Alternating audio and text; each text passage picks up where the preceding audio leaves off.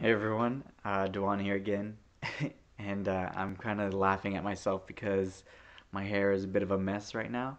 I just wore a beanie from outside. It's a little cold today in Washington D.C., and as you can guess from today's title, I'm going to be talking about something maybe a little bit unpleasant, but super funny and also super common in a lot of Peace Corps countries.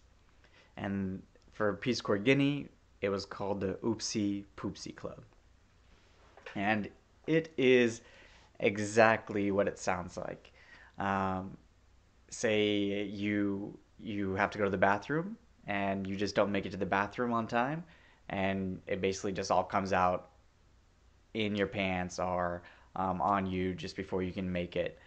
Um, it sounds disgusting, and a lot of times, like definitely when it happens, it's not the most pleasant thing. It's frightening for the people that it happened to. Usually they were sick. They were sick from getting stressed out from the food, the heat, homesickness, just a lot of different things going, a lot of different stresses going on. Um, Sometimes the volunteers just forgot their keys. If you remember, like our bathrooms were uh, in Guinea were separate from our houses and our huts, and so you had when you have this feeling, when your body starts telling you like, oh, something's not right, and I've got to kick something out, you basically have 1 minute to get from wherever you are to a bathroom. And some volunteers actually made it to their bathrooms only to realize that they forgot their keys, and it's too late by then. I want to talk about just what happened to some of the volunteers that it happened to, and why it's called the Oopsie Poopsie Club. So the first time it happened in Guinea, it was in training. I think there was a female volunteer. She just got super sick one day and woke up, was feeling really hot, fainted, like getting out of bed, and it happened to her. Another volunteer, he wasn't even sick really. He just didn't have his keys when he went to the bathroom, and it was just coming too fast to stop it. Those are the two that I remember from training. Um, but the thing is, like, I I remember when that happened to the girl volunteer.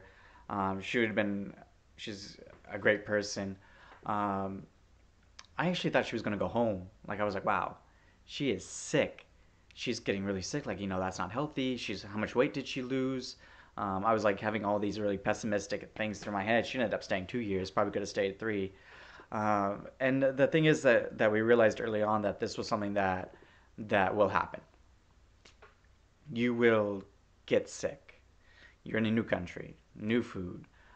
The weather isn't what you're used to. The people aren't what you're used to. Every day is stressful, um, and your body is also perhaps incredible in that it it really doesn't want you to get sick at all.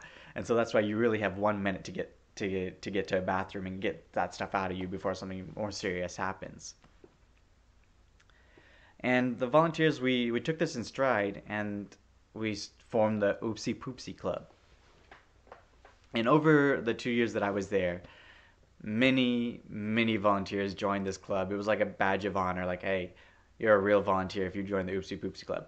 I never joined the Oopsie Poopsie Club.